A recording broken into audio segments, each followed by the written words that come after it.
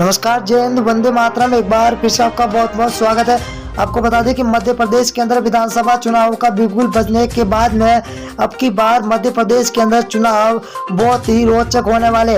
वहाँ की जनता ने अब की बार मूड बना लिया है। ताजा सर्वे हम आपके बीच में आज लेके आए।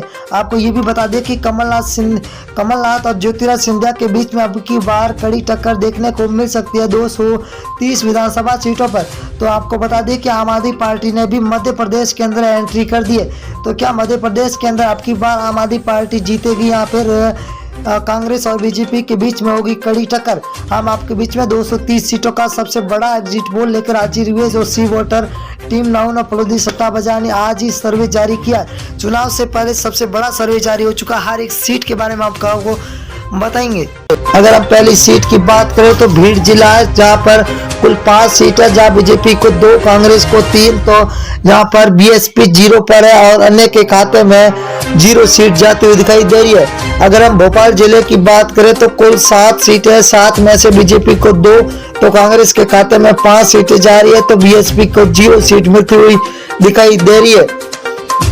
धार जिला की बात करें तो धार जिले के अंदर कुल 7 सीटें, 7 में से बीजेपी को 4, कांग्रेस को 3 और बीएसपी को यहाँ पर 0 सीट मिलती हुई दिखाई दे रही है। सतना जिले की बात करें तो कुल 7 सीटें, 7 में से बीजेपी को 3, कांग्रेस को 4 सीट और बीएसपी को 0 सीट मिलती हुई दिखाई दे रही है। अगर हम सीधी जिला की बात करें तो कुल 4 सीटें, 4 में से बीजेपी को 1 सीट मिल रही है, वही कांग्रेस के खाते में 3 सीटें जा रही है, तो बीएसपी को यहाँ पर 0 सीट मिलती हुई दिखाई दे रही है। अगला जिला है सिवनी जिला, जहाँ पर कुल 4 सीटें, बीजेपी को 2, कांग्रेस के खाते में 2, तो यहाँ पर बीएसपी को 0 सीट मिलती हुई दिखाई दे रही है।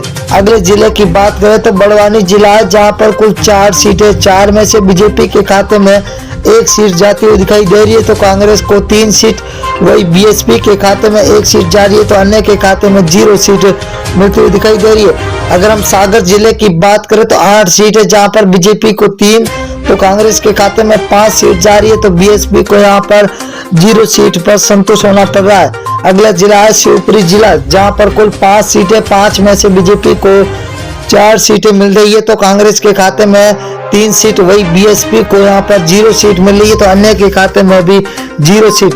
बैतूल जिला है, बैतूल जिले के अंदर कुल 5 सीटें, 5 में से बीजेपी को 2 और कांग्रेस के खाते में 3 सीटें जा रही है, तो यहाँ पर बीएसपी को यहाँ पर 0 सीट मिलती हुई दिखाई दे रही है।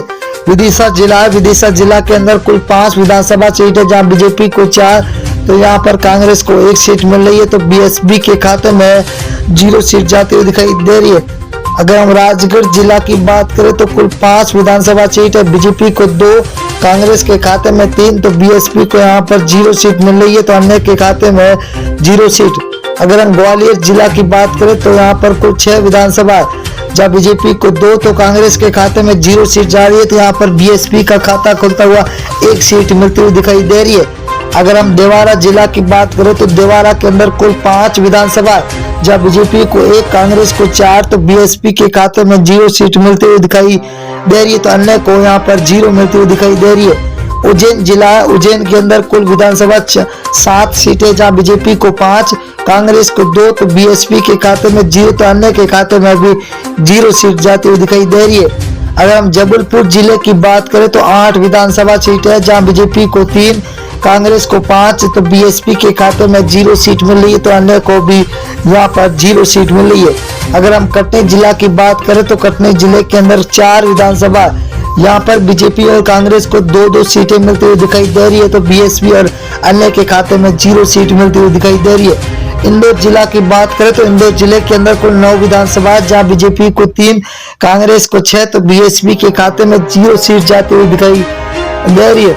अगले जिले की रुख करें तो छिंदवाड़ा जिला है, जहाँ पर कुल विधानसभा 7 सीटें है, जहाँ बीजेपी को 1, कांग्रेस के खाते में 6, तो बीएसपी को 0 सीट मिल रही है, तो अन्य के खाते में 0 सीट जाती हुई दिखाई दे रही है।